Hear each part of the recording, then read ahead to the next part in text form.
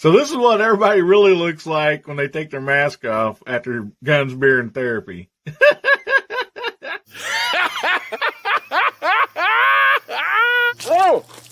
Oh my goodness. Try to take a shower here, guys. Come on, get out of here. Close your eyes.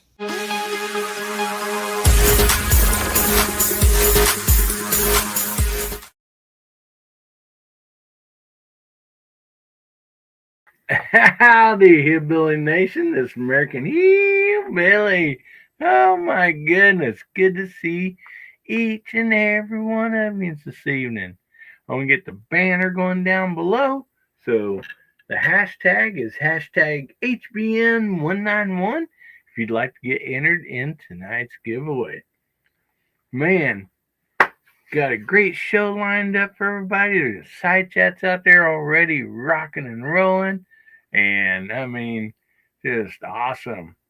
And I don't know what it was, but Pack Rat called it.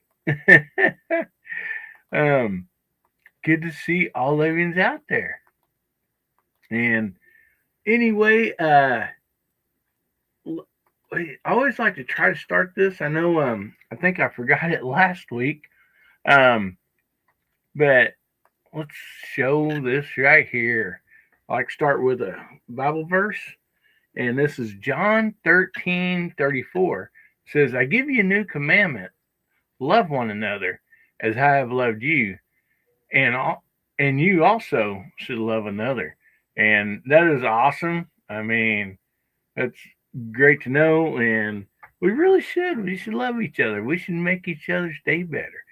And so I think that's a wonderful verse. And anyway, we got some great people in the green room already. And we got a special guest for you guys tonight, too. And try to catch up on the side chat here just a little bit. Man, so glad to see everybody out there. But anyway, we'll bring these fellers on here, and then we will bring on our special guest. So I'm super excited about it. And so first in, we got the Smoking 22. How you doing, buddy? Hey, I'm doing good. How are you, sir? Great. Yeah, doing good. Trying to stay hydrated and away from the heat. Oh my goodness, yes. Kind of hard to do this time of the year, ain't it? Yes, sir. That's the time of the year. I think last Friday was like 110 with the heat index. I mean, I had the air condition and I park on my little SUV that I go to the range, and I park on my driveway, and I grabbed my bag where I got my camera, and I sweat just walking from the driveway. I mean, I'm like 15 feet, 20 feet from my garage door. I mean, the kitchen door that goes into the garage. And by the time I get to open that door to the kitchen, I was already sweating. Oh my goodness. That's how hot. I'm not, you're not. It's rough, man. It really is. Well, thanks for being here tonight. Yes, sir. Thank you for having me. And we also got Garage Guy 879. How you doing tonight? Oh, I'm doing really well. I'm not going to complain about the heat one bit because I remember that ice storm at the end of January here back in the wintertime, and people were just miserable around here, and I was one of them. So summertime, bring it on, buddy. You know, I'll take all the warmth I can get. You betcha. Well, I like a happy medium myself personally, but I mean, yeah. Well, thanks for being here tonight, Garage Guy. Appreciate you. And up next, we got Steve over at Living in Southwest Virginia. How you doing, buddy? I'm doing great. Hello to all you guys and everybody out there in the side chat. I'm kind of different from Mark. I'm spoiled. I'm kind of like Goldilocks. I don't like it too hot, and I don't like it too cold. I like it just right. Just right. Just right. Yeah, no kidding. Yeah, I'll take about, low 80s during the peak of the day and upper 50s at night. Just enough where you go outside and at night, and if you want to start a little campfire, you could. I mean, it's not that cold, but that's to me that's right on the money. So Oh, 70 degrees is the maximum temperature. 60 to 70. just set thermostat to 70 and let her be. About 67. But my wife's one of these, kind of like you. She freezes to death.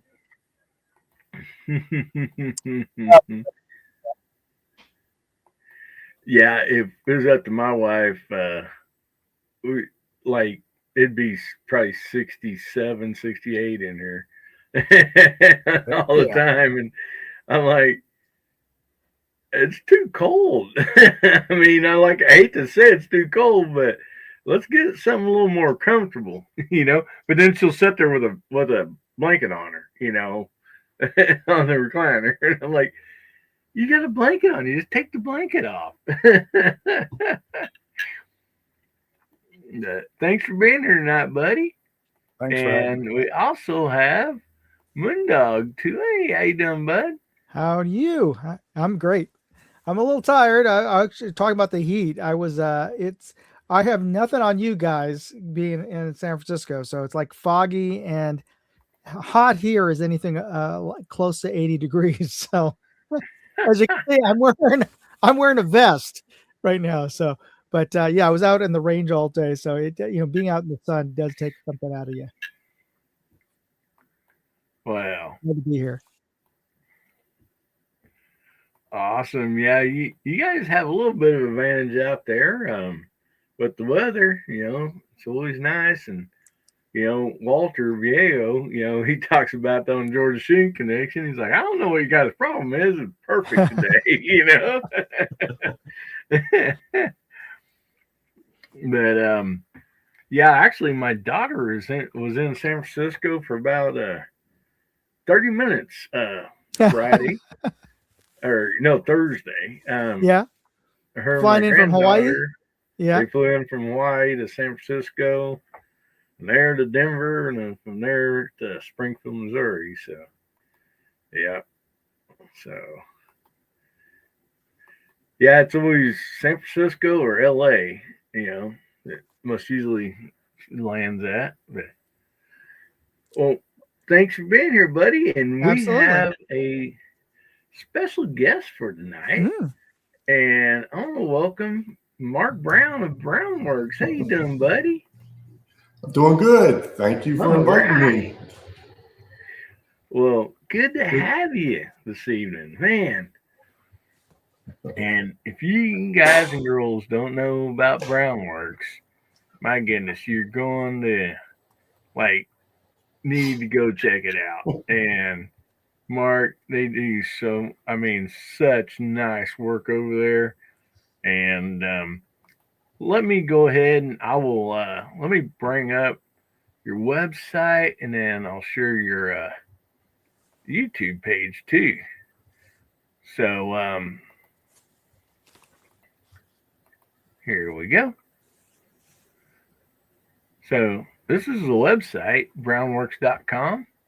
And as you can see here, this is what Mark does.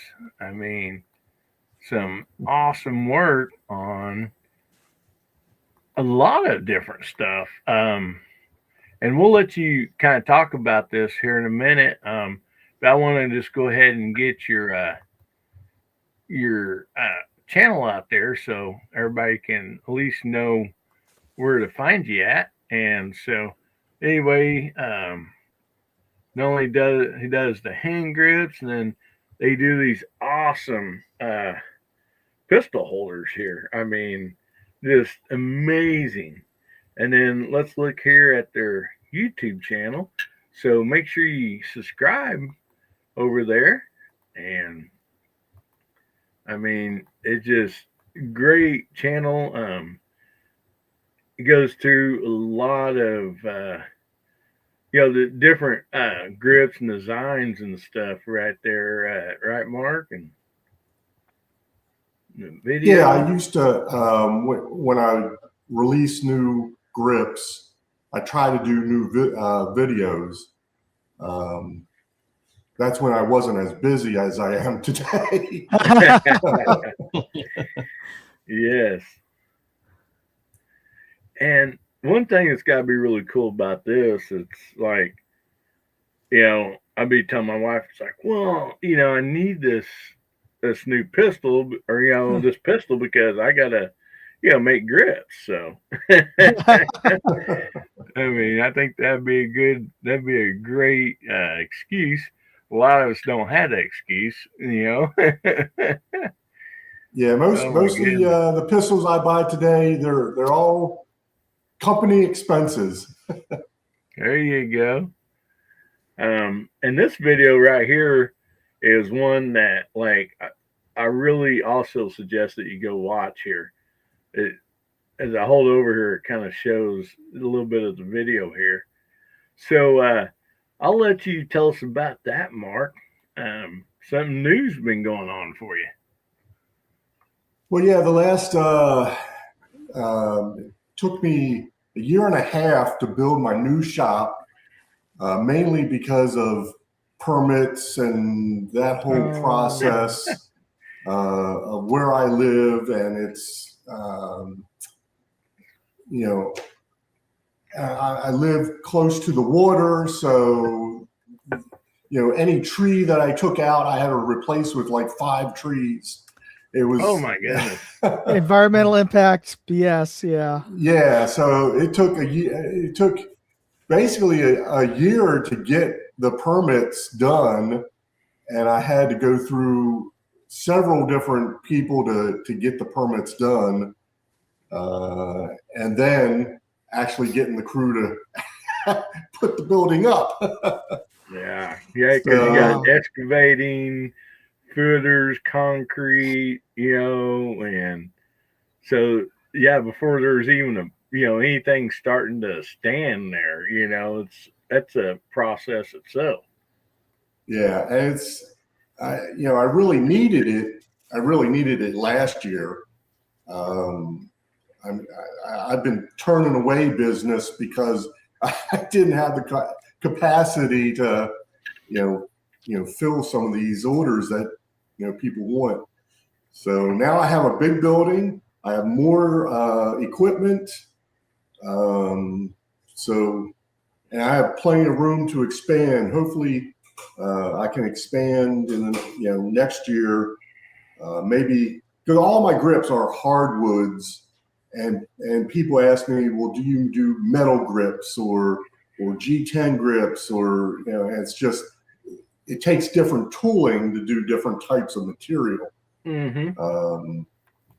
And different, but now I have room that I can add some of that equipment, but that'll take some time. So now I've added, additional CNC machines so that I can keep up with orders, and I can, model new grips for new pistols, because it was kind of a battle. You only have certain limited resources to fill the orders, and then try to do R&D to remodel grips for new pistols. So I have I have a list on my website that people ask me, well, do you do this type of pistol? Do you do this type of pistol? And I think I have at least there's at least 100 different pistols on there that people have requested, to do grips for. So yes, it takes time. Yes, I'd love to have a beautiful pair of grips on my Smith and Wesson, 357 revolver, and so hopefully one of these days, asked me, like that Taurus revolver that you bought. I've had several requests for making grips for those. I make similar grips for like the Ruger single action revolvers, but every pistol, the geometry is a little bit different, and it takes a lot of time to to engineer those. Oh, I imagine. And you also got to add, like you said, more equipment and stuff too. So, that's going to be nice to, have, because I'm sure you have it down like, okay, this one machine can only make this many grips, and so if you was able to double it, then, that's amazing. Yep. And the sawdust reclaim deal was really cool. I seen in your video for the air and the sawdust and Yeah, I'm pretty good with most of the different woods. I am allergic to one of the woods, cocobolo. It's a very popular wood that I do grips for, but I'm slightly allergic to it. So I will break out when I start handling that particular type of wood. Going with a hazmat suit, like, what's Mark doing today? Oh, he's doing this one wood that he's allergic to. So that's if you watch the video, that's why I have a lot of my dust collection and HEPA filters and to try to keep the dust out of the air. Oh yeah. Yes, and not only that, I have a friend that he's basically started out doing like woodworking in school, or like learning how to do it, just through our local old trade school thing. Because like your junior and senior year, you can get credit. And the school takes those people, drops them off at the trade deal, picks them back up. Like a half a day deal, and they get to learn it.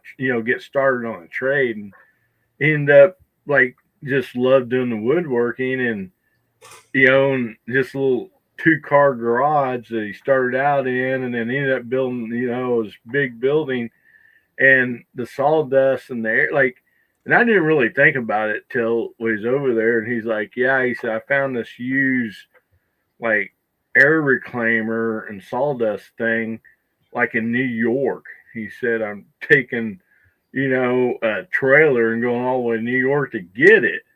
And I was like, dang, man, is that big of a deal? He goes, yeah. He said, because like you can't, like, you're trying to heat and cool your building.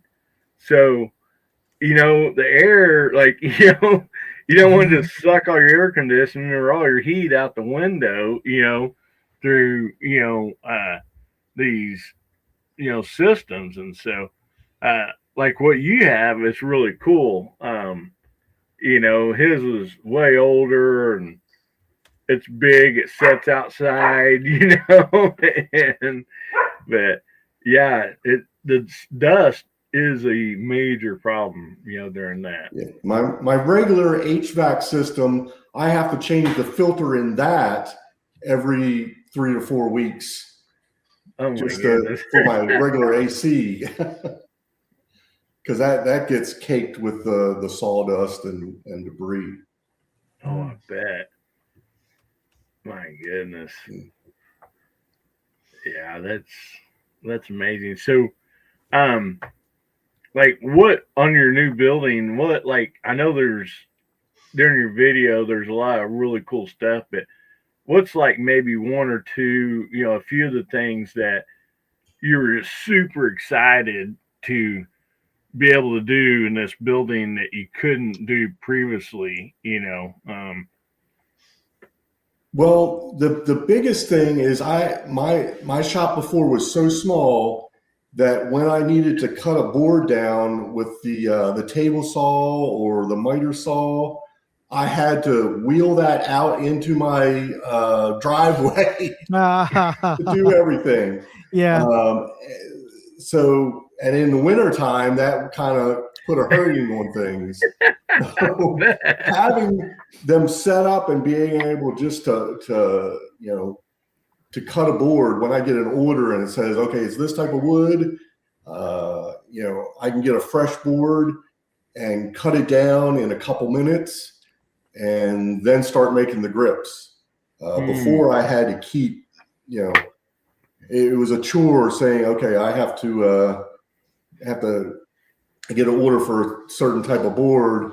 Okay, I'm going to be out here. Let me just cut up a bunch of these. That take a long time just cutting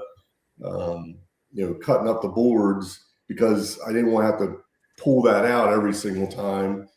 Yeah. So definitely having the space to have everything in its place, and then be able to go from table saw, to bandsaw, to planer, to chop saw, and then right onto the machine. So I can go one, right from one to the other. So that was the great thing. The other thing, it was not in the video, but there's another room. It's a secret room in the back that I did not show in the video. And it runs the full length of the building. And it's not finished yet. It's going to be a two-lane indoor shooting range. Oh, nice. nice. Nice. So I can take a break for lunch, and I can go into the little shooting range. Oh, wow. So I'll do another video when I complete that. But that's another. It's been a headache trying to get that thing done, because of you don't realize what you have to do to build a shooting range. Yeah. If you had to go through that much red tape for the building, I can imagine what. Yeah. Well, I didn't tell anybody that there was a shooting range. I kept that on the down low. All right. I don't blame you. One of the inspectors, because the building is mainly a wood frame building, but in the back I had the two walls were concrete blocks, and it was kind of like, why is this concrete blocks and all the rest is regular wood? And he said, is there going to be a shooting range back here? My wife calls it a bowling alley. So yeah, we tell everybody it's a bowling alley. There you go. Oh, man, that'd be awesome. So that's going to be my favorite thing of the new building. I imagine that would be so cool to have, man. Yeah, you have it start out, you got a bad day starting out or something. It's like, I'm going to the shooting range. I'll be right back.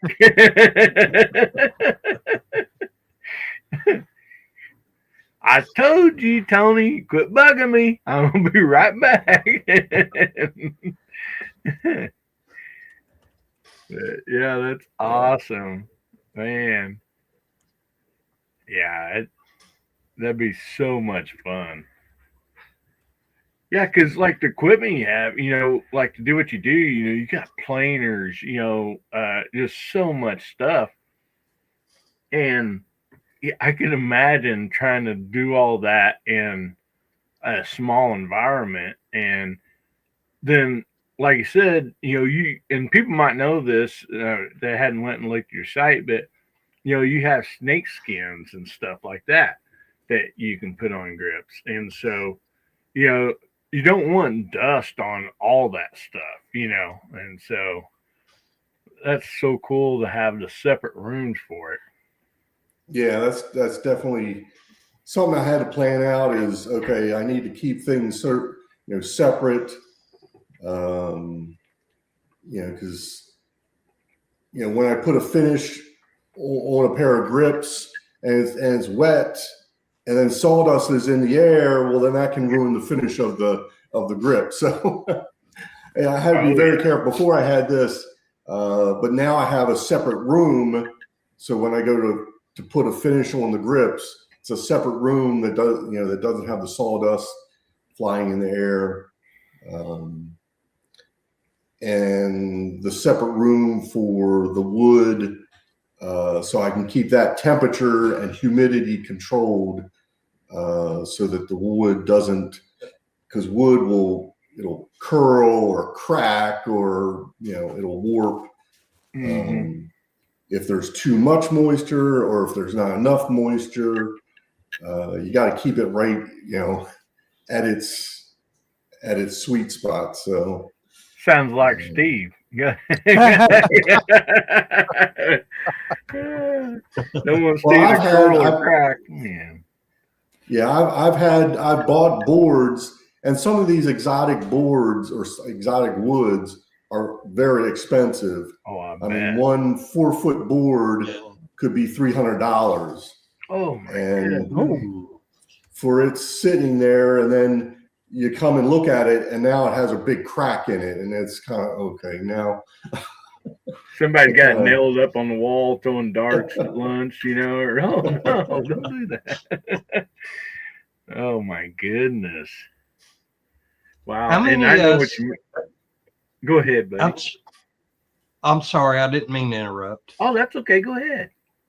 I was wanting to ask Mark, one 4-foot board, how many sets of grips would you be able to get out of one board? It depends on what type of grips that I'm working on. Typically, roughly, I can make a pair of grips out of like 6 inches of a board. So if it's 4 foot, then I can probably get 8. And then depending on the thickness, if I cut the board down the middle, I might be able to get 16, depending on the thickness of the grips. So like a pair of 1911 grips are like a 1/4 inch thick. So depending on the width of the board, I can get, a little bit more,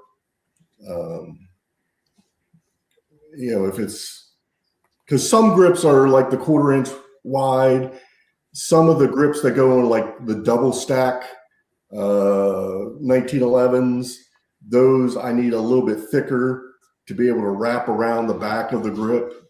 Right. Revolvers are a lot thicker, the grips on those. So those boards, each grip might be a 1/2 inch thick at its thickest point. So that's kind of how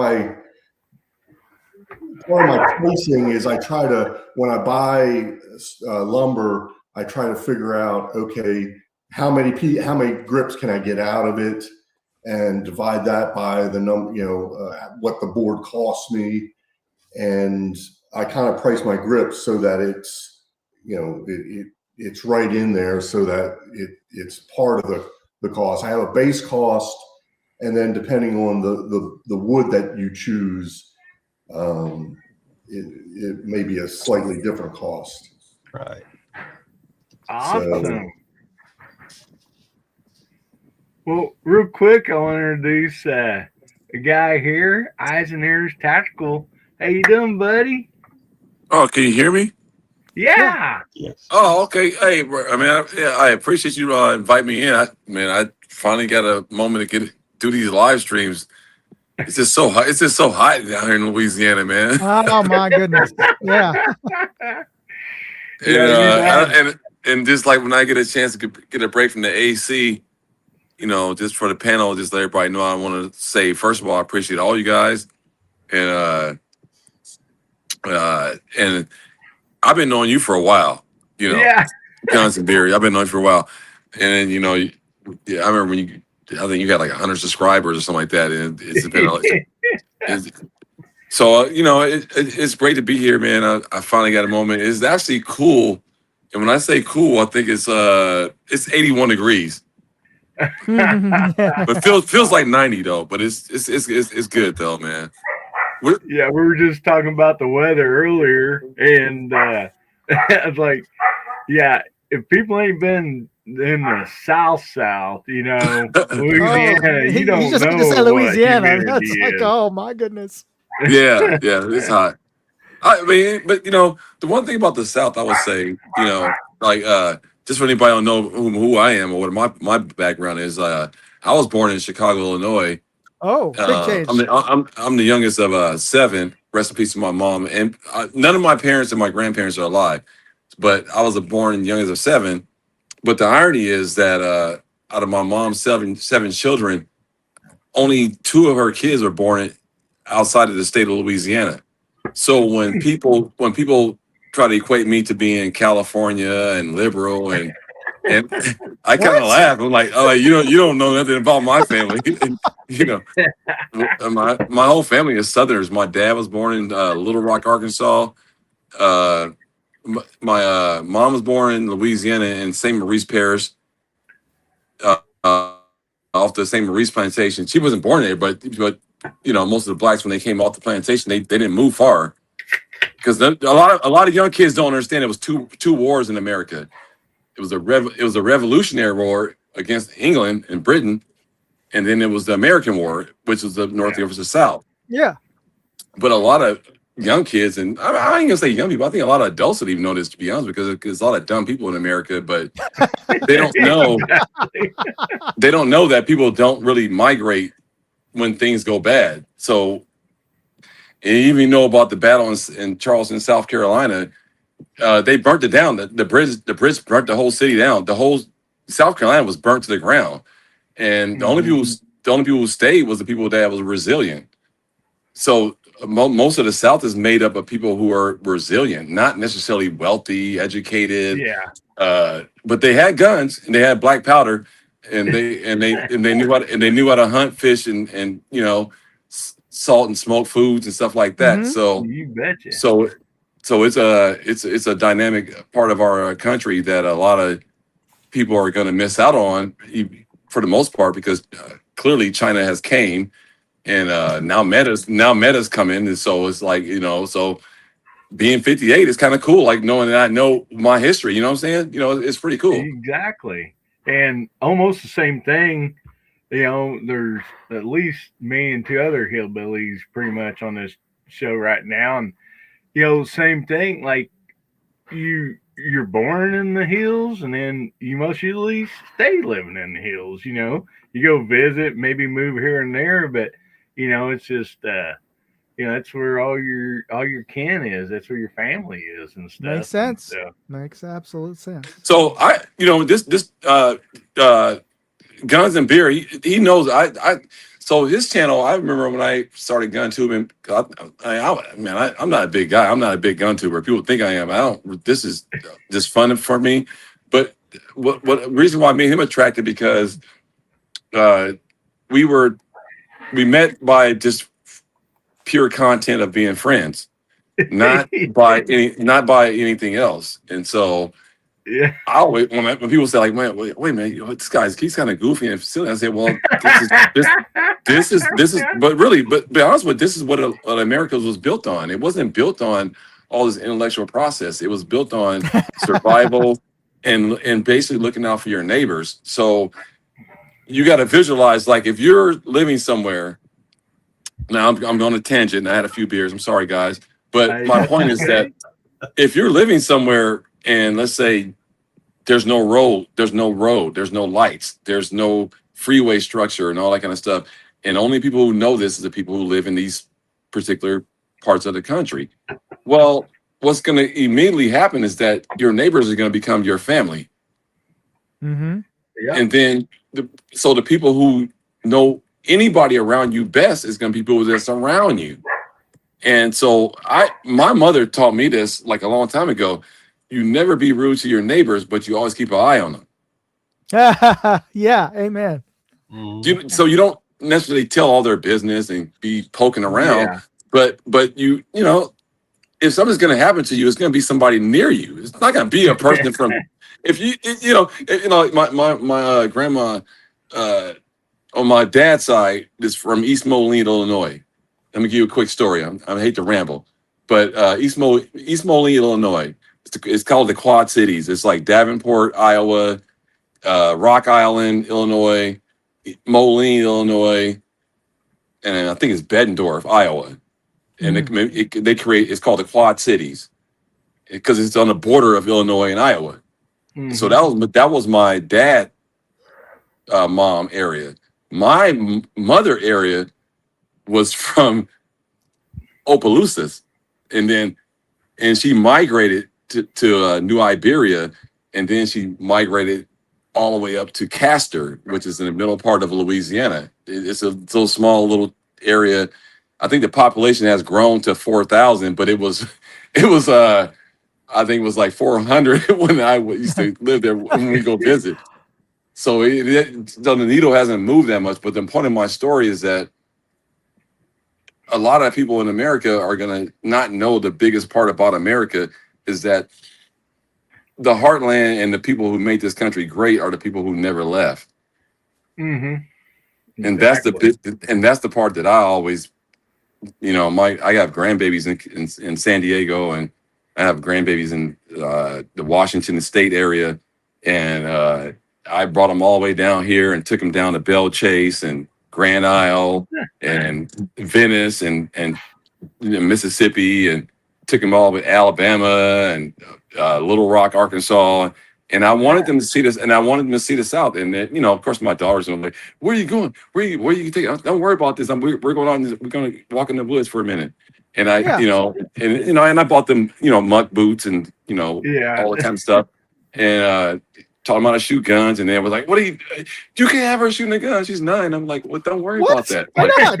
So, but but the point of the story is that I didn't want to do it to, be rude to my daughter and all that. Of course, my wife was tripping, but I just did it because I just wanted them to understand that, like, this is your heritage. Yeah. I don't care. I don't care where you live, where you go. This is part of, your heritage. You know what I'm saying? Your grandma was born 1927. Your grandpa was born 1931. And then you have a great grandpa that was born in 1847. And they didn't come on the ship. They were already here.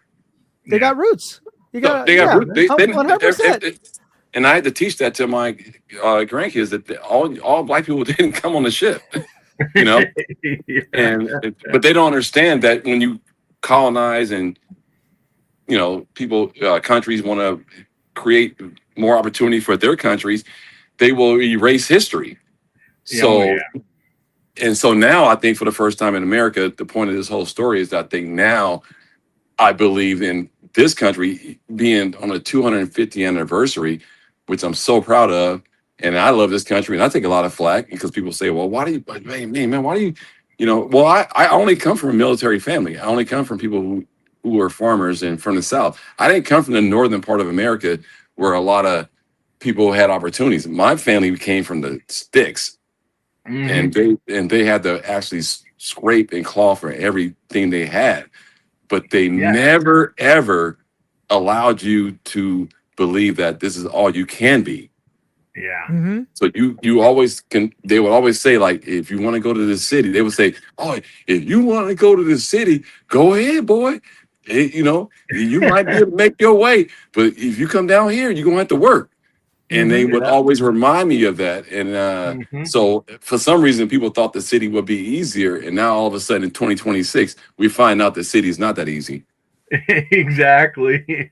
And it's much easier to just be self-sufficient. Yeah. Learn how to learn how to grow crops, learn how to raise hogs, learn how to cattle, learn how to just live off the land, learn how to preserve the land, learn how to respect the land, and also respect the people around you. And then when you find out that is not there, okay, then move. But until then, we're staying. Yes. And, in the way, like, me and you met, like, it's real similar. Like, me and Moondog met by comments, kind of same way. Moondog's in the top right, huh? No, right above you. Okay. All right. I remember Moondog. And, you shouted out my channel when it was real, like, small. I mean, it's still not. There's big. Now I recognize him now. Yeah. Okay. Yeah, and I always thought that was really cool, and you do that for a lot of channels. You're like, you got a list there. You're like, you show their channel, like, hey, go check these guys out or these girls out, and all that, and that's just amazing. And that's one of the deals that, like, I try to do here through this live stream is, like, we have people on here a lot that might have a smaller channel, but they got great content, and sometimes it's just that getting eyes, on that channel, and people's like, oh man, this is a great person, this is a great channel. And so I really enjoy your videos and all that stuff. And so, but I appreciate all you guys, man, because honestly, I'm a true American patriot in my opinion. I don't see when I go out in public, I look at people as for what they show me. I never have a prejudgment. I don't care what just happened. I had a brother talk to me today. I was in the French Quarter earlier today, and he was not today. I'm sorry, it was yesterday. And he was like, "Man, what do you think about the kid Wells got on that boating trip in Mississippi, the African American kid?" I was like, "Well, I say, yeah, man, I don't really want to talk about that right now, but because there is a reason why. Whenever you jump onto a hot topic issue in our country, particularly." I'm only speaking primarily in our country because I don't know what it's like in South America or Venezuela or Honduras or Italy or France or whatever. But I know in America, whenever people try to bring me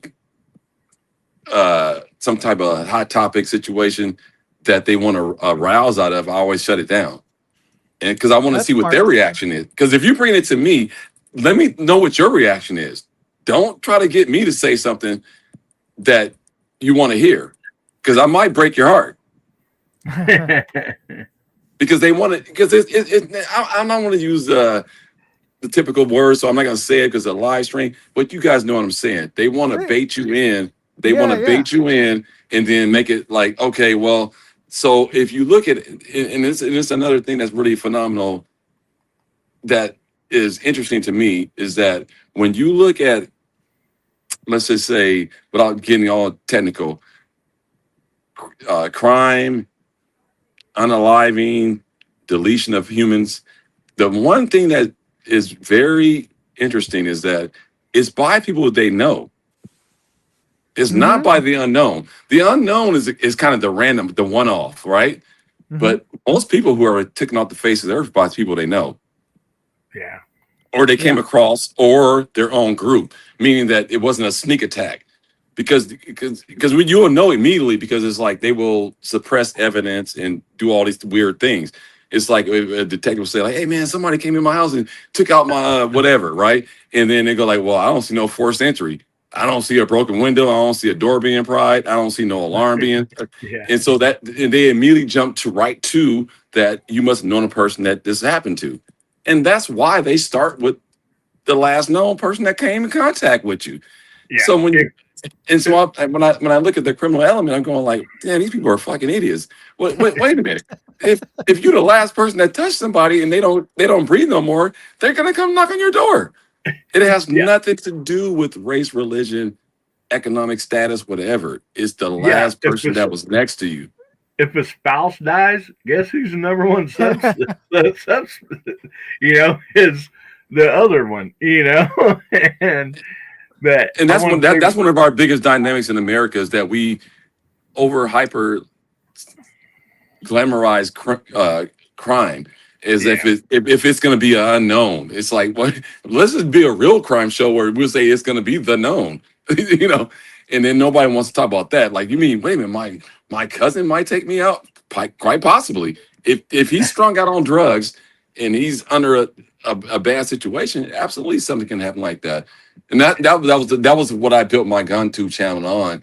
And then I moved away from it because my wife got mad at it, because she's like, "Well, you got people thinking that their wife's gonna kill them and all this." I'm like, I'm not doing any of that. And then so I stopped doing all of that kind of content. Anyway, Hillbilly, I'm sorry, man, I didn't mean to ramble, but it was really random, because it's like, it's weird, because like, I live in Louisiana, and I did my daughter, she's a softball player down here in university, and she had her friends come here from San Diego, and they went to Mississippi, went to Buc-ee's, and they did all these things, and went across the Causeway Bridge, and went to La Plaza on a swamp tour, and all these guys look like you guys. They don't look like me. And I'm just being funny, but my point is that and they had Yeah, an outstanding time. The swamp tour guys know my name, like, oh, we know your dad, and they're taking pictures. That's The great. boat tour guy looks like Hillbilly. He's like sending pictures, like, okay, we're gonna feed your daughter to the alligator, and like, you know, and like just making jokes, right? And you know, and it was amazing that our friends they had no experience of this because they all were born and raised in San Diego, and they don't know anything about any of the South. And then now their impression going back to San Diego is much better because of my family and the swamp tour guys and the guys over in Mandeville, the guys in La Plaza, the guys who in Lafitte, you know, and the crab guy. He has a big, huge channel, and he met my daughter and all her friends, and oh baby, you can come down here anytime. We got you, you know. And they just, you know, and it was just amazing. I just recently came back from a swamp rabbit hunt. Nice. And I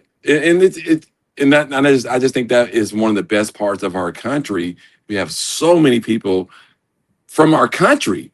We don't have to go to Italy. We don't have to go to France. We don't have to go to Germany. We don't have to go to South America. We don't have to go to Canada. We can go in our own country and meet beautiful people with great experiences and great environments and landscapes and environments. And you can eat off our land. And that's why everybody wants our country. First of all, crawfish bowl in Louisiana, right there on the swamp and on a cabin. Oh man, best. I mean, that's just life right there. And I mean, I just thought it was like so good. You know, they caught the crawfish, they did all the boiling, and like when we went into their it's for like us, it'd be like, I think for them was what we call like maybe a lake house or like a mountain cabin or something, you know. It's they're called they call swamp camp. They're called swamp cabins. Yeah. And so they had like these, like you ate at lunch at the school, you know, these plastic tables, you know, and then trash cans on each side of them, and they had newspaper all over, and they just bring it in and just dump it across the table. And I mean, you're sitting there and, oh man, just the best stuff ever. But real quick, I want to plug your channel there. I put the link out there in the side chat. And so if you've not been to Eisenhower's Tactical channel on YouTube, go check him out. Great stuff. Well, I'm going to step to all you guys too, man. And like I said, I appreciate all you guys and all you gentlemen on the panel. I just want to tell you guys I love you guys and I appreciate everything you do in life, and just whatever you can do to make our country. I ain't gonna do a lot of Trump stuff. Make him better again. But if whatever you can do to your neighbor, I think it starts with your neighbor, and then if they're a weirdo, like, okay, then let them be a weirdo. But until they do something to you, you know. But for the most part, we can be better just by just being very kind to each other, man. And that's what I try to do, you know. I love that neighbor. Yes, absolutely. Man. I mean, that's what do you guys think about the price of like what do you guys think? I was curious, like, what do you guys think was going to happen when it comes to, you know, our grandkids and stuff and our younger generation kids? Clearly, we're not going to see the end of all this, but what is it going to look like for them? Because I think a lot of them are going to be completely oppressed to the powers, because they don't really. Because even my daughter, man, she's a brilliant kid, man. She's super smart, but she'll not even fry egg really good. Oh man, if she's living in San Diego, it's gonna be tough. She's living in California. She's got to get out. No, she's in New Orleans. No, she's in New Orleans. She's a California kid. No, you're right. No, she's not a Louisiana kid. She just goes to school here because she was a good softball player and got a scholarship to pay for her tuition. And so what I'm saying is a lot of these young kids are smart, and so they will move to regions because of a college academic scholarship. But in reality, they don't know anything about it.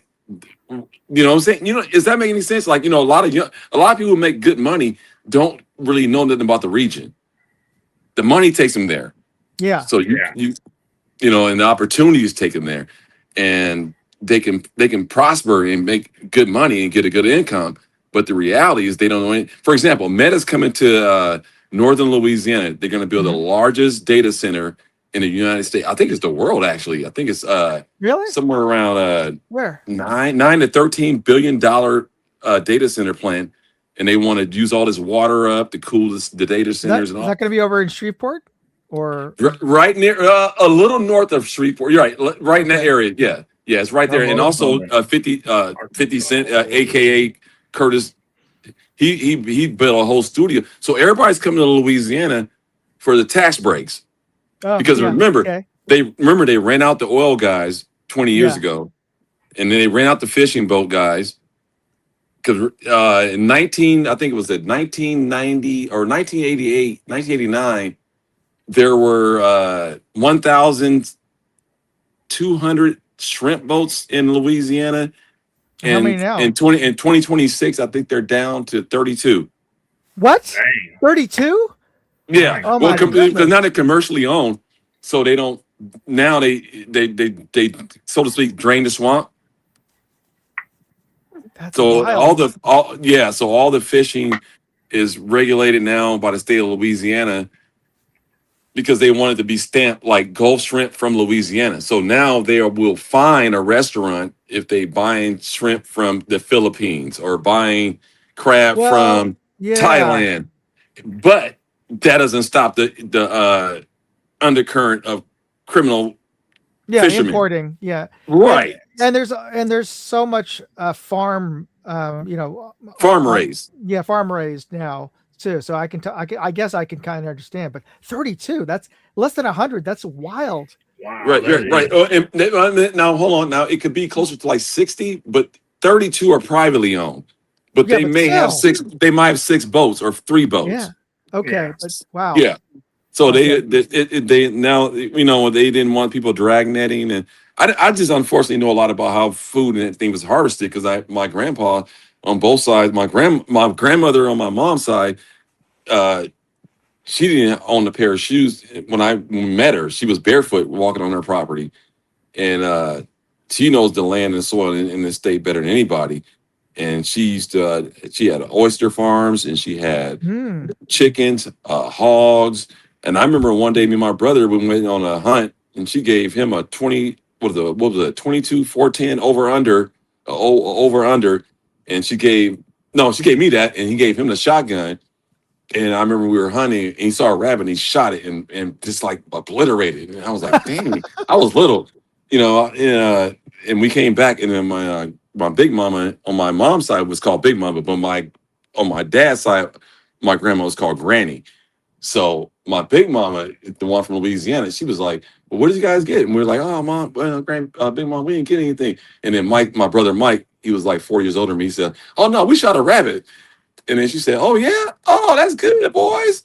Where's it at? And he said, oh, we left it out there. And her eyes got big and got super mad. And then she got up. She said, take y'all butts back down and go get that rabbit. Where's that rabbit at?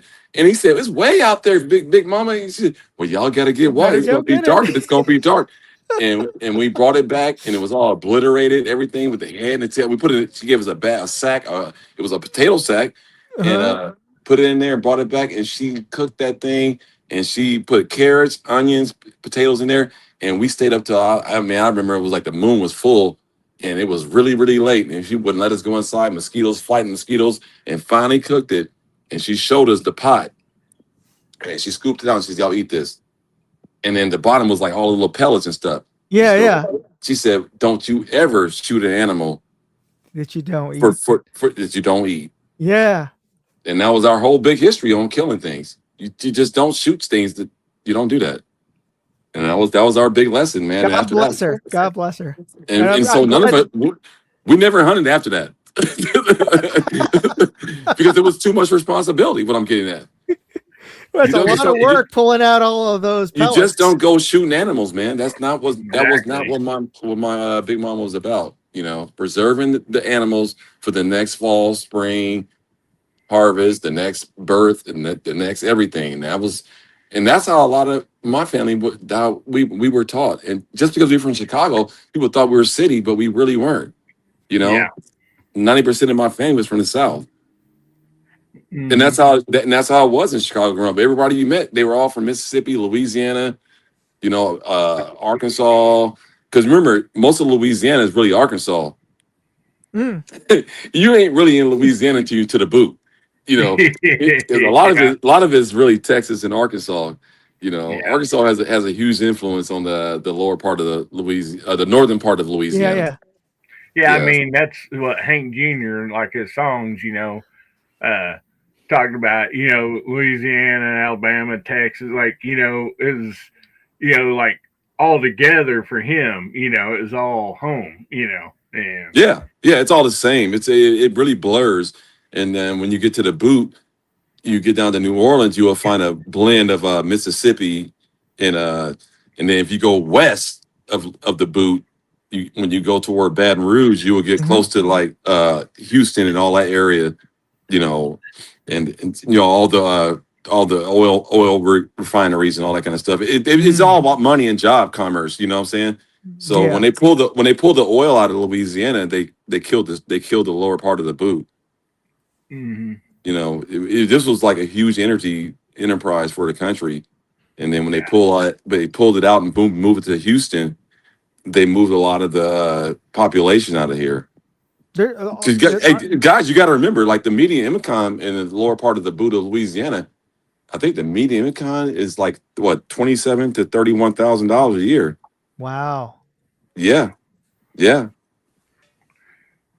man. It's almost goes that way too. Like in joining states there, Mississippi, certain parts of it too, and and it's just, people don't understand it when they're from a big city. They're like, how can anybody even live on that?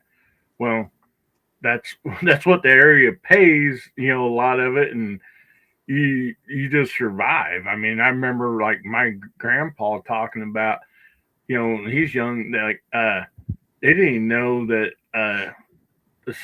that we had a recession here in the hills. It's like nothing changed for us. Correct. we were all still, cutting cedar fence posts, tomatoes and strawberries, and trading amongst each other most of the time. And it's like we didn't even know that any of that was going on. Yes, sir. You're right.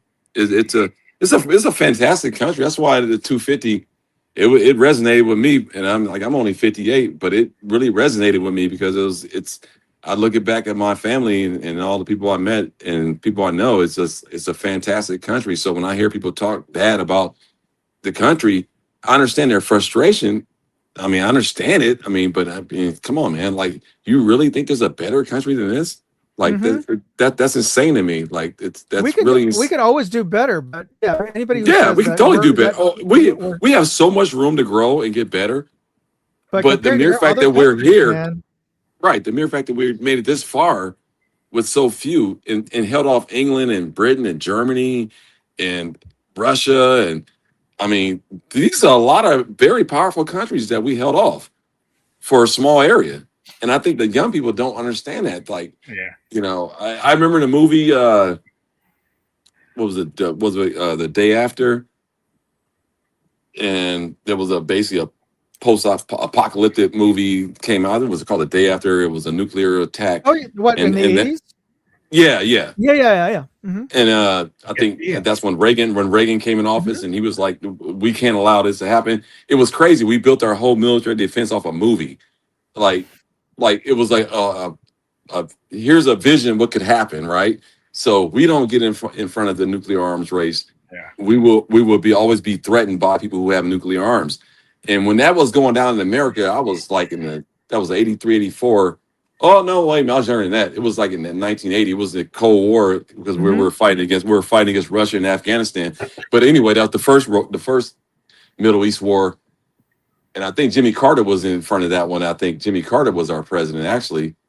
And then the 80 election, when they took all the hostages and all in Beirut and all that went down, the next administration, and Reagan came in, he vowed that we'll never be behind military defense. Mm-hmm. And I think that was very important. Me personally, because I lived through it, I can speak on it. And I look at our country, look at how we are right now. That was huge because I don't think we would be here right now if we would have made that kind of a military stance.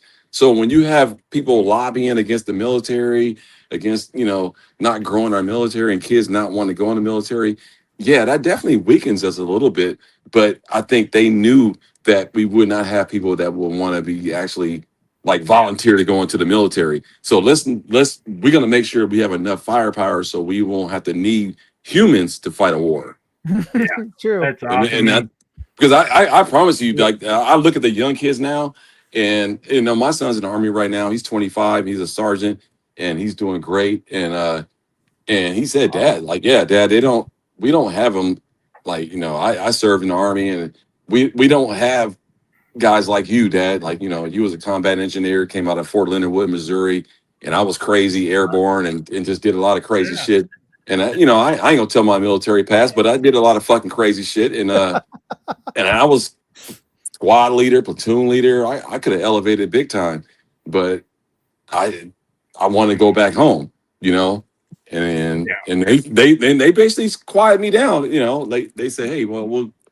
And here's and I'm gonna say this, and I'm gonna get out of here. So the Army, this is what they try to do to me on my exit. They try to IRR me. Anybody's military know what I'm talking about. Inactive ready reserve. So they try to do an inactive ready reserve, and they trying to make me go back in for 6 more years. And I was like, no, I don't want to do this no more, because I was a combat engineer. I was 12 Bravo. I came out of Fort Leonard Wood, one of the fucking baddest fucking Army bases in this country, and we had ticks. We had brown recluse spiders that can fucking kill you. We had snakes.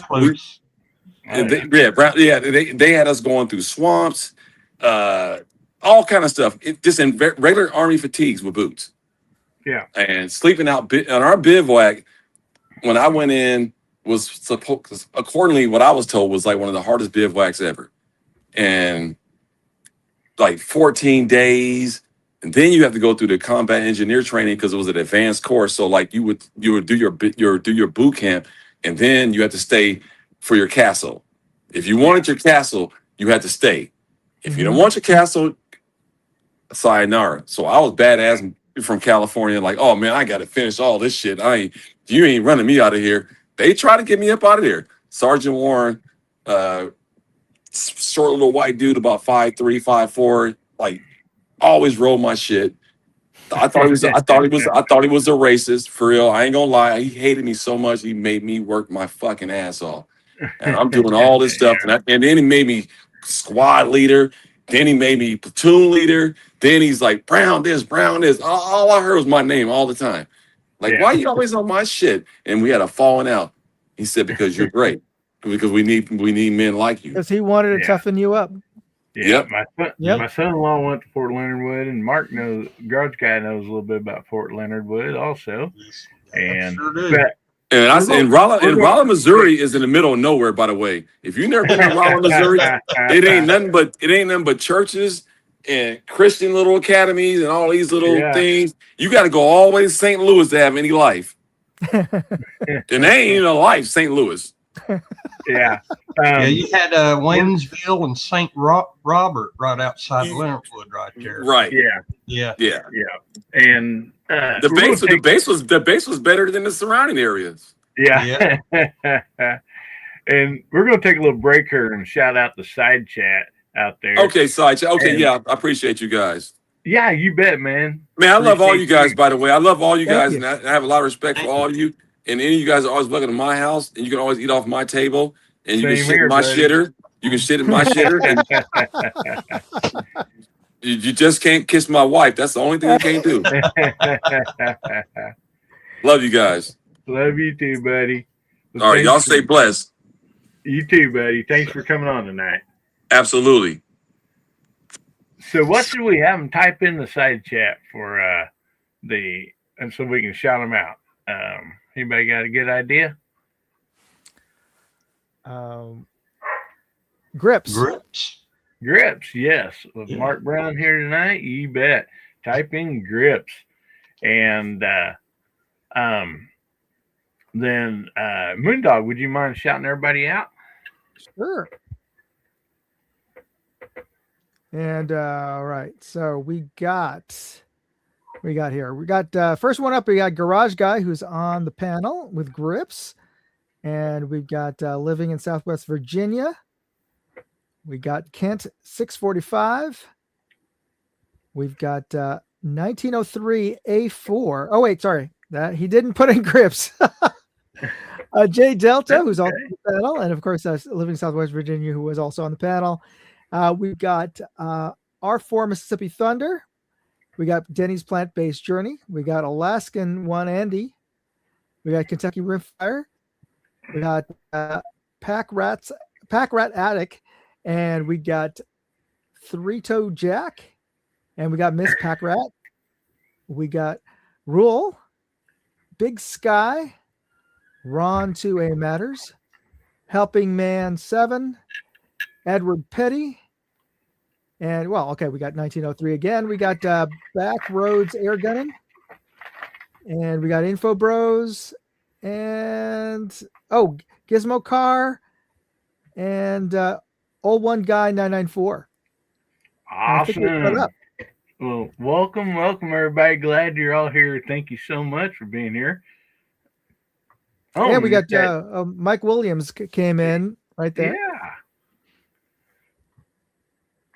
Oh, said we miss Packrat. So sorry about that, Miss Packrat. I thought I mentioned that, but sorry if I my bad. Yeah. Real quick, we're gonna get back to Mark, but I also want to remind everybody we're gonna be doing a giveaway.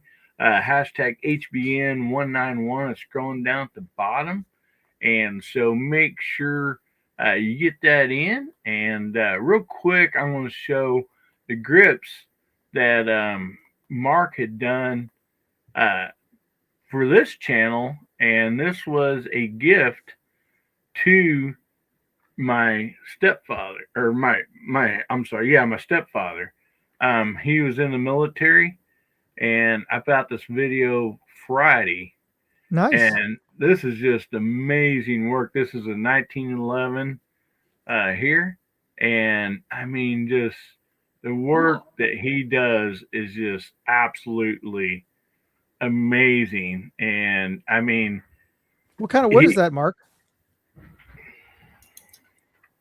I think we did African rosewood on those. Yeah, I believe that's what you said it was. Yes. And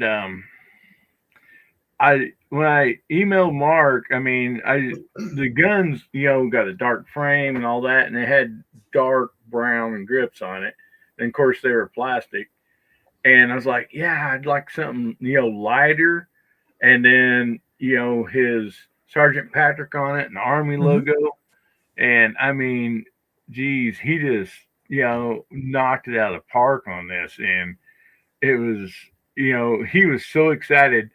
He didn't show it much on the video because that's just type of person he was, in the service and this and that. But yeah, he immediately took it home, started taking pictures of it. And here, I believe that's beautiful. Yes, it is. And I also have another one here I'll share real quick. And sorry, I thought I could switch that window, but it wouldn't let me. So here is another one. When there it is in a shoulder holster by Craft Holsters. And he was just super, super excited to have this. And I mean, just, those grips just was amazing. And Craft Holsters does a great job on their holsters also. And he started out, he's like, hey, I want to buy a shoulder holster. And so he's like, I know you do reviews and you got a gun channel, blah blah blah. What what should I get? And so I'm like, hey, I sent him Craft Holsters website, and and he looked at it, he's like, I think I'd like to have this one. And then I was like, oh man, I gotta reach out to the Magic Man, Mark at Brownworks, and we gotta do something about these grips, and yeah, man, you just did an awesome job on those, Mark, and like you've done with everything. And real quick, I was going to show this here. Excuse me, I got a few things sitting on top of, right here, but I wanted to show this. But this is also a pistol stand that Mark had done. So you can get like your logo on it or whatever you want. And these things are just amazing. And you got square ones and oval ones, right, Mark? Yeah. Yeah, they're just amazing. And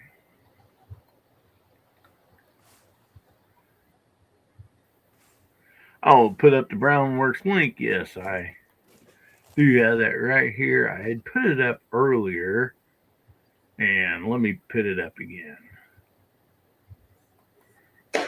Just a minute. And so, do you guys have any questions while I'm doing this that you want to ask Mark about, hearing the panel about what he does and stuff? Yeah, Mark, how did you get into this? I guess I grew up on a farm, Mm-hmm. and my dad did, we never bought anything. So we would make whatever.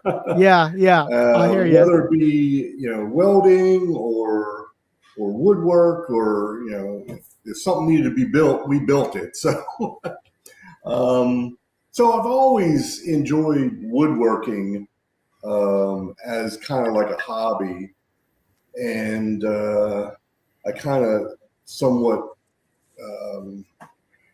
semi-retired and figured out, okay, what do I need? What do I want to do? Being retired. So, like I said, I enjoyed woodworking and guns, and everybody that I went and asked, would somebody pay to have some custom grips? And I would go to different gun stores and all, and they would say, nah, people are really cheap. They just want something. And it's like, just wait until they see a friend with some custom grips, and then they want custom grips. Yeah. So I ignored them, and I just started making some grips for the pistols that I had. And, it started out slow. Mm-hmm. But, the hardest thing is you can't, something gun related, you can't advertise anywhere. Yeah. So, you try to, do anything on like Facebook or anything. It's like, nope, you're gone. Facebook actually changed their policy. Now they're allowing gun content over there. And I want to shout out Backroads Air Gunner real quick. He threw in a $2 super chat, and I appreciate that. So sorry to interrupt you, buddy. No problem. But that is very true. It's us as YouTube creators, or all this, like, where do you share the links at? Because you'll get your video taken down, or yeah, get you can't put it in the description, because then they'll yellow flag your content. Mm-hmm. Mm-hmm. But yeah, I remember the revolver grips you made for Mark Thomas. Yes, and beautiful work. Yeah, it's and that's kind of where things, YouTubers that that have something that I've gotten, from Mark's video, I got lots of orders just because nobody, when somebody has a particular gun, what do you guys do? Mm-hmm. You go and look at a YouTuber that does a review on it, right? Yeah. Yes. So yeah, I thought longest time I thought that's all YouTube was just like, review thing, or if you want to fix your refrigerator or whatever. But real quick, we did have a few questions out here. Packrat says, do you make grips for a para P13? And yes, I do. The para ordnance or para USA, or they change names, but I mean they don't exist anymore. But the P14s, the P13s, P12s, and the P10s. I make grips for all those different models of the para ordnance, and that was, early on. So they're not really advertised because not a lot of people have them, but yes, I do make those. And Justin asked out there, like, what grips do you make? I assume he's talking about like for a list of maybe revolvers or semi-automatics or even rifles or whatever. Do you have a list of that on your website? Or well, the one place you can go on my website, there is like a spot that says for grips, and then it'll list the different it'll list maybe like SIG, and if you go into SIG, then you'll see the couple that models that I do for SIG. Or there's an option on my website for build custom grips, and the first prompt is it's basically a big radio button of which grip do you want, and it has all the different types of grips that I do. The 1911s, the Beretta 92s, the CZs. I keep adding as I go. I do a lot of Ruger, the Ruger single action, as well as the Ruger, the Mark III and Mark IV types of pistols, the para ordnance. I also do a lot with Rock Island. Island have their standard 1911s, but they also have their little variations, like their double stacks, their revolver. And they're screaming for custom grips because their default ones are just they're smooth. Yeah, wow, who put smooth grips on a 1911?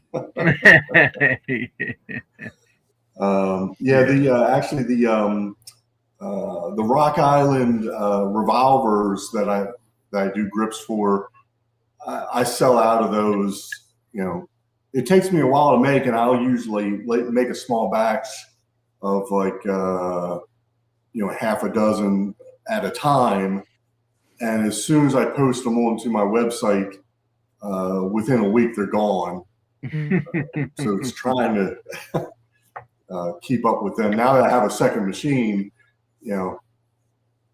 if one machine is sitting, I don't let any of the machines sit. So if one's sitting, okay, I know I need to make some Rock Island revolver grips.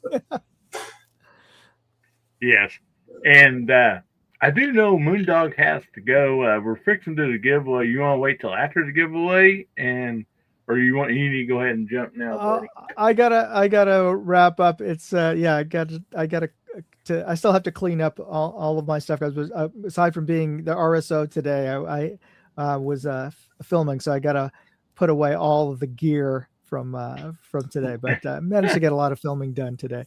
For everybody, I'm in the choir. And so I gotta get to church early to do practice before the 10 a.m. mass starts, and I also got to pick up my god kids to take them to church as well. So I got an early start tomorrow.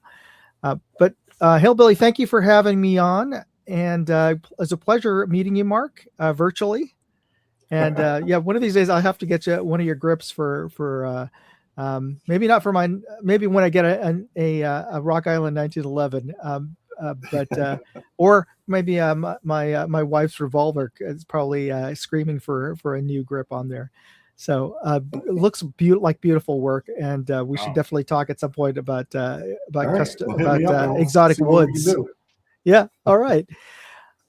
Thanks a lot, Hillbilly, and it's great seeing everybody out there, and especially on the side chat. If you can spare some time on Wednesday, join my live stream, which is at 8 p.m. Eastern and 5 p.m. Pacific time.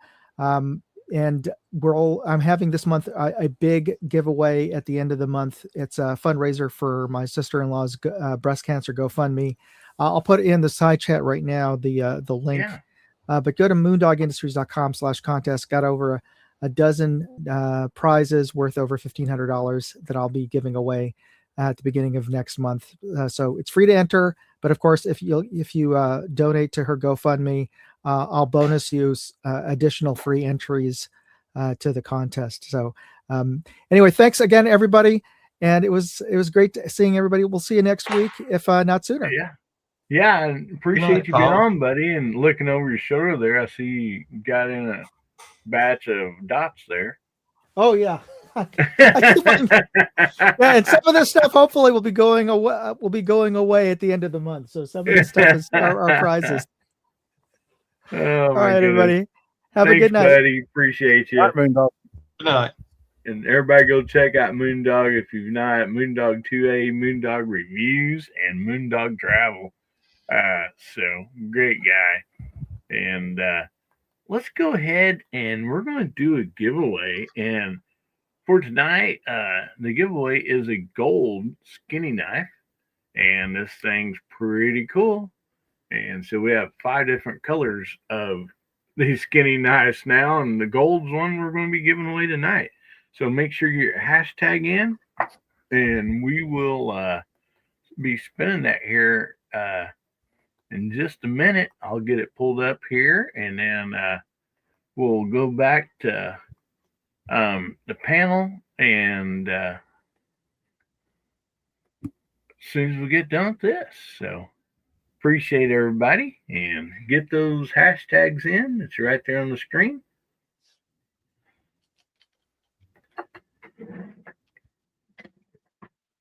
All righty.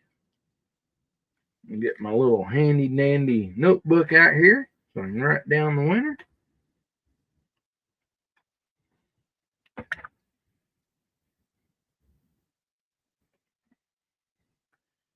All righty. I think we gave everybody just about plenty of time to get their hashtags in. So anyway, Mark Brown, would you like to give us a countdown for tonight? And we'll give this thing a spin. Sure. 5, 4, 3, 2, 1. All right. Round and round she goes. Let's see who the lucky winner is tonight. And you do have to be present to win. Ben C. 2286. Awesome. Congratulations, buddy. And let us know if you're out there on the side chat.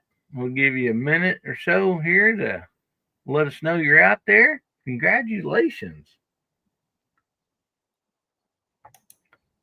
And the reason we do the have to be here because that way the person knows they won.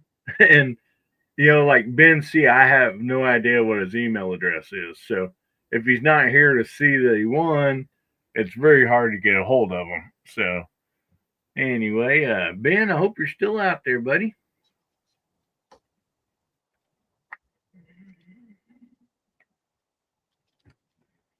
There he is. He said late. All right, buddy.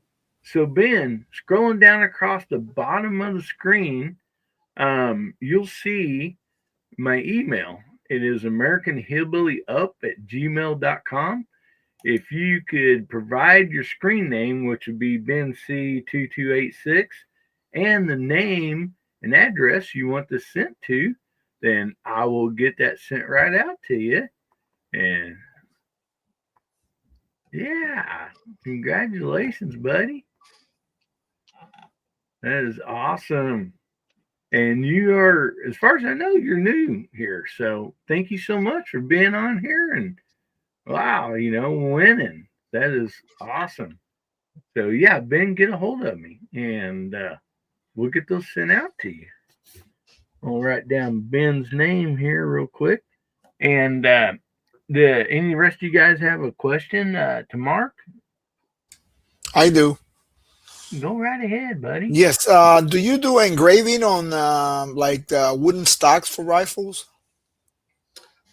I do. I've done it for local customers that can bring me either their gun or I've had some like ship me like a slide. Like I've done slides for people. So, I've done a few. I think the last one I just did, it was a couple of weeks ago, was a gentleman bought a Henry rifle for his daughter who was graduating college, and he wanted the college engraved on one side. Oh, wow. So I did that for him on his Henry rifle. But again, he was a local. Great. He was able to bring the whole firearm here, and we did that on the big engraver that I have. Yes, and if you have a wooden rifle, a person can pull that out of the stock and be able to mail that piece of wood without having to go through any hoops or anything. And I got a CC 457 stock that I took. I always take the wooden stock out, and I think I still got it. And maybe I can contact you. I would like to engrave it for one of my grandkids. Okay. Oh, that'd be cool. Yeah, that'd be pretty cool. One of them adult grandkids. Yeah. And I like to put my logo in there, and then pass it on because last time they were here, we did a wheel, and all that stuff is going to them already. It's already on the wheel. So, but that would be pretty cool. Awesome. Yeah, yes, and Justin out there says, I went and checked out Brownworks site. Wow, I'll be spending some money, it looks like. Mm-hmm. And he says, that Colt medallion grips are top notch. Yes. And this is just I engraved like an eagle on the buttstock. Oh, that's nice. Okay. Yeah, he's holding a stock up, YouTube, not a firearm. So. Yeah, I didn't want to put too much up there for you. Yeah, you can go ahead and show it again here, the stock part, and so everybody can see it. Oh my goodness. Oh, that's beautiful. Yes. Yeah. And again, that is a stock, not a firearm. So that's right. Actually, the butt stock. Yeah, that's all it is. Yeah. Mm-hmm. And Ben out there, that's actually what he won. You won a skinny golden knife, buddy, and that's what you won tonight. So, go ahead. Yeah, that's one of the first things that I started with. Is I used, before I do pistol grips, I would go to like the local pawn shops and buy an old beat up shotgun or 22 rifle that was all beat up from a pawn shop for less than $100. I'd take it, I'd sand it down, re-blue the barrel, and then I'd do some engravings on it, and then sold those. That's kind of like, before I started doing pistol grips, that's what I started out doing. Oh, great. Wow. That looks really good. Thank you. Yes. And real quick, I know we didn't talk about this, but Mark also does, I have a course, I can't show it right now, but he did some grips for me on for an AR, the hang grips, and then also some forehand grips that goes on there, and those are absolutely beautiful. I mean, they're just amazing. Yeah. Cool. And Gizmo asked a question out there. Do you guys offer channel stickers with your logos? Most people do that has a YouTube channel, and yeah, Justin says he makes barbecue grips for barbecue guns. And if Ozzy was out there, he'd say barbecue holsters. And, yeah, I got a Taurus. What do you call that? It's a 357 with the ported 4-inch barrel. Forget that. Can you make? I think you can make grids for those too, right? Tracker. Yeah. I see the tracker. Yeah. Cool. Yeah, I check your site out, and then I had to go check on Cookie. She's not feeling well, so she went to bed early. So that's why you see me going back and forth. But yeah, that would be nice to have that done on that CC457 stock. And awesome for one of my grandkids. While you're talking here, go ahead and tell us what we got coming up on your channel, and we'll just go around the room here. Yes, sir. On the J Delta 22 channel on Monday, we're starting. I call it the Quest. I took one of my 1022s out, my Ruger 1022 custom, and looking for the ammo because I think I used that rifle twice or 3 times. I don't remember, and I don't even know what I shot with it. But I'm doing some videos at 7:30 p.m. Eastern. The first video on Monday, this coming Monday, with Ely Match. So, and then on Tuesday, I have my second channel, the Smoking 22. We are doing the Celebrate 250 from Hasbro. I was doing a trial run, and it didn't do too bad, but I missed, I think, all of the the extra points. I think I only hit one, and I had to improvise because I only brought to the range one popper, so I had to use black circles, and I missed. I only hit one anyway, so so that was fun. So appreciate you having me tonight. It's good to meet Mr. Brown, and awesome work. Now, a lot of talent, sir. You're blessed. Awesome. And real quick before we go on, I want to remind everybody, I believe it's the 12th. Yes. So by midnight tomorrow, your time zone, East Coast, West Coast, whatever it is, if you want a chance to win a 22 caliber anechoic suppressor, you can still do that as long as you do it by tomorrow night. And Kentucky Rimfire Hobbies, we started this as a GoFundMe for Greg. And so anybody that donates $10 or more to this GoFundMe, and then when you donate it, like on your phone or if you use your computer, do a screenshot of that. And then you can email either me or Chad and that screenshot, and we'll get you entered in the giveaway. And we're going to do the giveaway next Saturday, the 18th, I believe it is.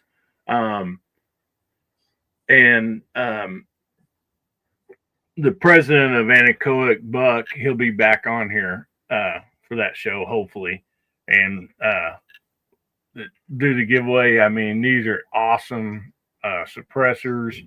So, I mean, to get a chance to get one of those for $10, and then, of course, they'll get it sent to your FFL and your FFL has have a SOT license also, which that's what's required by law.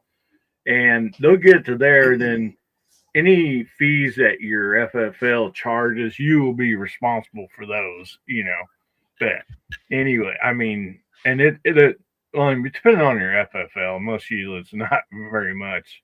But what a great way to be able to win an awesome suppressor. And so, Garage Guy, do you have a question for Mark Brown at Brown Works? And Well, yeah. Excuse me. He mentioned CZ. Would that be the full sized or the compact? I have a CZ 75 Omega, and I'd really love to get a new set of grips on those. Yeah, I do grips for the CZ full size, the compact size. Right. I do grips for the CZ Shadow 2 full size, and I do grips for the CZ TS2. Is it TS2? Yeah, that's the sport, the one with the magwell on it. So the only CZ75 that I don't do yet is which they just came out with, that Shadow 2 compact. I don't do that one yet.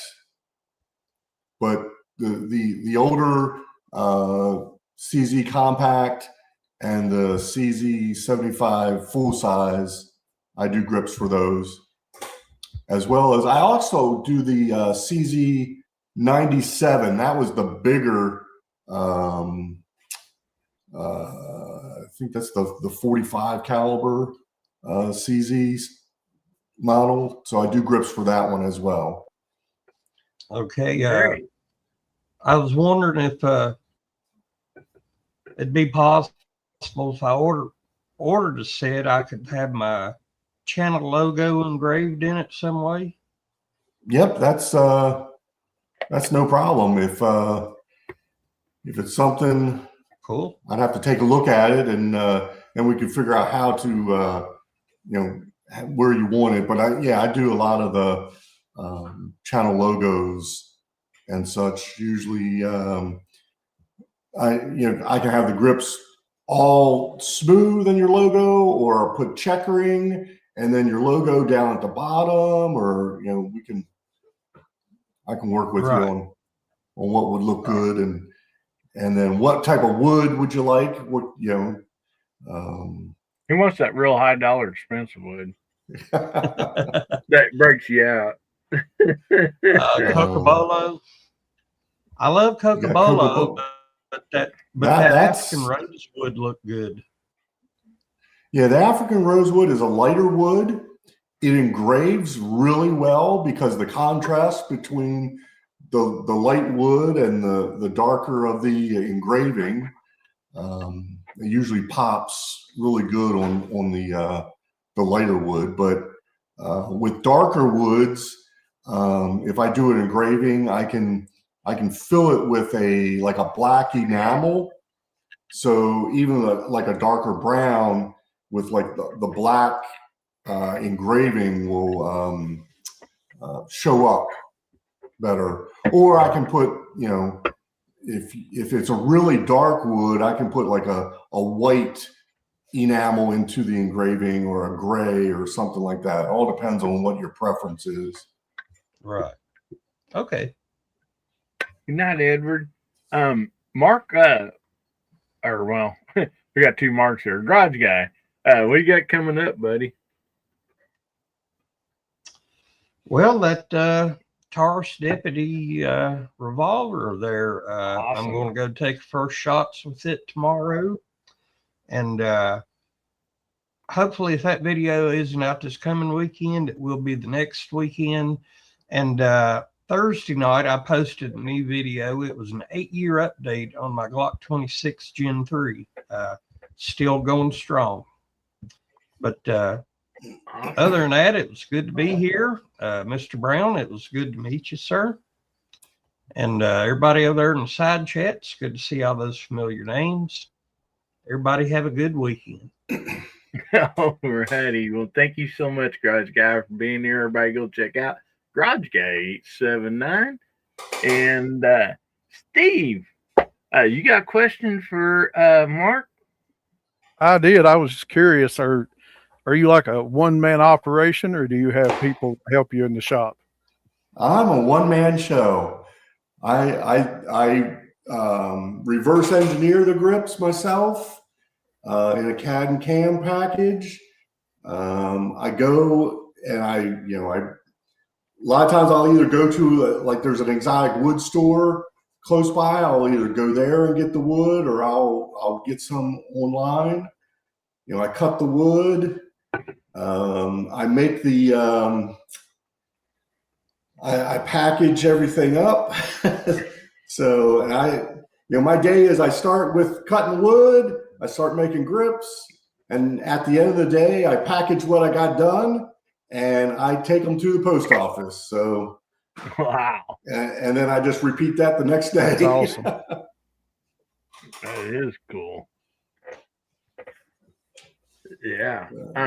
That is awesome. So, hang on a second, real quick, Steve, before we get your channel. Gizmo says, "Have you tried bone, stag, or ebony, or any of that?" A lot of people ask me. It is a different type of. It does take different tools, and it's kind of what I said earlier. Is the cutting bits and all for wood is different than for like aluminum, and it's different for G10. Each type of material you got to have. They're very similar, but also very different types of cutting tools. So right now I'm all set up for wood. So doing something different, like bone or antler, it's kind of something I have not tackled yet. It's also harder to, with my wood blanks, I have, clamps and jigs that I made specifically for wood. So to clamp an antler or something like that, it's a little bit different. Yeah. Yeah, your tool heads, all that stuff, I'm sure is, a lot different. So Steve, what you got coming up, buddy? Well, before that, I wanted to mention one thing to Mark. Hillbilly's too shy to ask, but he'd probably like to have some wood furniture for his high point. And you can make it out of yellow pine or something, so it's not that expensive. Special edition. Yeah, make her out of cedar. Pick up one of those bowed Lowe's 2x4s or something. Yeah, just 2x4 on there. Cherry wood. Cherry wood. It's on my list to do some grips that nobody else would do grips for. Do cherry wood. Oh my goodness! I've got a video dropping tomorrow. Shooting the day at the range 4th of July challenge with my CZ 457, and that was a lot of fun. Looking forward to doing Jose and Hasbro's challenge. I got some of the little snaps, and I got to get back out and try that one. But thank you for having me. It's nice talking to you, Mark. I learned a lot about you and your company, and I've got your links where I can go check it out. And thank you. Thanks to everybody in the side chat. I did, and I subbed to your YouTube channel also. So, or no, I'm sorry. Yeah, let me make sure I did. Yeah. Anyway, but I thank you guys. Well, thanks for being here, night. Steve. And everybody go check out Steve over at Living in Southwest Virginia, not Southwest Virginia. So he's like to make sure that's clear. Yeah. Well, so Mark Brown, is there something? I mean, besides all the stuff you've gone over, is something like you'd like to tell everybody? Something you would like to plug? Definitely go check out his YouTube channel. and I put out the link earlier. I can do that again, but yeah, go ahead, Mark. Really, like I said, I used to do a lot more YouTubes when I had more time, and hopefully now that I got this building done, I'll have more time to do some more videos, because I like doing the videos of, like, when I do a new grip, for a new model or something. I like trying to do a video about that, but I haven't in so long. So I'm probably going to do a video just to go through all the different pistols that I do make grips for. That might be the next one that I do, and that probably will be really short, just to show you the different ones. Yeah. So Well, that's what I've been doing. alrighty, and I put out your links for your .com and your YouTube, and there's Wildman Outdoors just jumped in, said hello everyone, and so good to see you tonight, buddy. We're just pretty much at the end of the show tonight, though. Thanks for jumping in anyhow. We always appreciate that. I just want to remind everybody again, go check out Brownworks and check out all these wonderful guys that's been on here tonight, and in the side chat there's a lot of people that have content, so make sure you check them out, support them also. Great stuff. And don't forget about, like I said, tomorrow night at midnight, your local time zone, help out a family that's in need, and $10 or more to that GoFundMe, and screenshot it and send it by email, that screenshot, to me or Kentucky Rimfire Hobbies, and you'll get entered in that. We'll be giving that away next Saturday. And man, other than the video that I put out with those awesome grips Mark did, I did that Friday. I'll try to get a video out this week. Still being on crutches, it's hard to get out there and get much done, because it's like I can't, pack my tripods and my gun and all that on crutches very well. And so then I'm at the mercy of my wife, and some of you guys know how that goes. Last time she's like, "Quit bossing me around." I'm like, "I'm not bossing you around. I'm trying to ask you to set this tripod here or whatever." And she's like, "I don't know. I ain't enjoying this." And I'm like, "I know, because you've been in the video. I got everything set up. You walk outside and it's all ready. Then you go back inside. So, but anyway, she has helped me. Oh, she's done so much for me. I mean, trust me, I'm so thankful for all that she does.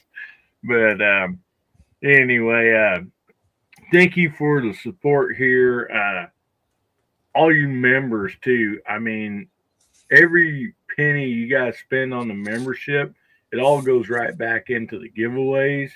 So every time somebody wins, just like tonight, Ben winning, you made his day better. You VIPs, members, and we sure appreciate that.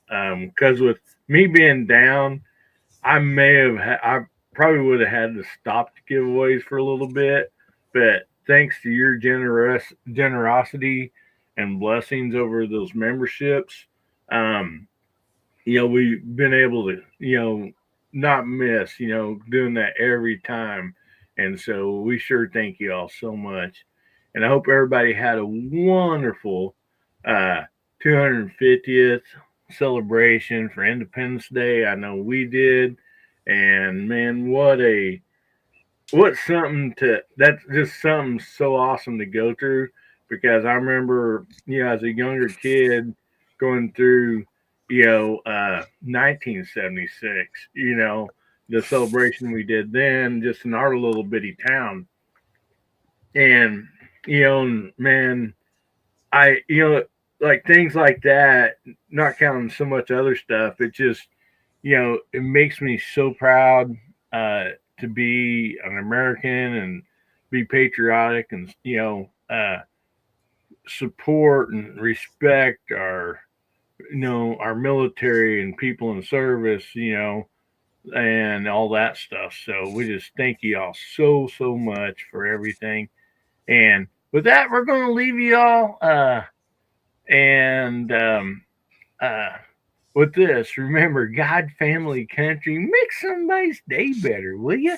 And if the good Lord's willing, the creeks don't rise. We'll be seeing you all again, Hillbilly.